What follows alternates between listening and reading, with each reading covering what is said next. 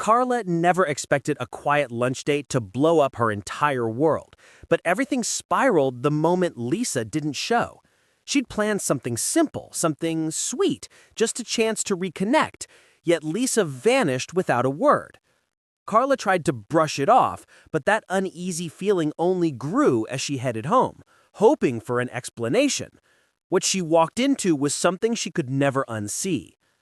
The door clicks open, and there's Becky, fresh out of the shower, dripping water across the floor, wrapped in Lisa's robe like she owned the place. Carla freezes. No explanations, no context. Just the unmistakable sight of her fiancé's estranged wife glowing with that smug, satisfied look that hits harder than any words. In one moment, everything Carla trusted about her relationship shatters. And without giving Lisa a chance to speak, she tells her it's over. But what Carla saw wasn't the full story. Hours earlier, Becky had already set her plan in motion. As soon as she heard Lisa mention lunch with Carla, rumors say Becky wasted no time spiraling into the street, acting so drunk that Lisa had no choice but to step in. And of course Lisa helped her because that's who Lisa is. She scooped her up, walked her home, and tried to sober her up. Becky saw an opportunity and took it without hesitation. And by the time Carla walked in, everything was positioned perfectly. Becky wasn't just in the house, she was in the shower wearing Lisa's robe and making sure every detail looked as incriminating as possible. And while she was busy wrecking Lisa's love life, Becky had a second problem brewing. Out of nowhere, Becky received a funeral wreath with a chilling message: "Rest in peace again." Anyone else might have panicked quietly, but Becky immediately pointed the finger at Costello.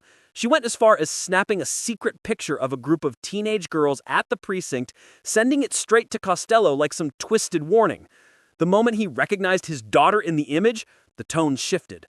Their call grew intense, both of them threatening lines neither should have crossed. But they weren't alone. Kit overheard everything.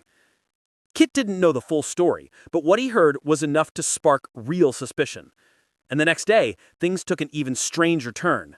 Costello suddenly didn't show up for work. When Kit followed his instincts and went looking, he discovered that Costello had been attacked. No one knew who did it, but Becky's name was suddenly floating around in low voices and uneasy glances. No one wanted to accuse her outright, but everyone was thinking the same thing. Could she really have gone that far? Some said yes, some said she wouldn't dare, but no one had proof. Meanwhile, Lisa was left trying to pick up the pieces of a relationship Becky had deliberately blown apart. Carla had already made up her mind. She'd seen too much, felt too betrayed, and decided she wasn't going through this heartbreak again. She walked away, leaving Lisa stunned, confused, and wondering how everything had fallen apart so fast. For Lisa, it wasn't just a breakup. It was losing the person she truly believed she'd build a future with. But with Carla gone, Becky finally had what she wanted: space. Space to get closer. Space to twist things in her favor. Space to step back into Lisa's life like she never left. And the real question now isn't whether Lisa and Carla can fix what's broken, it's how far Becky will go now that nothing stands in her way. Is this about love, control, revenge, or something darker that no one has fully uncovered yet?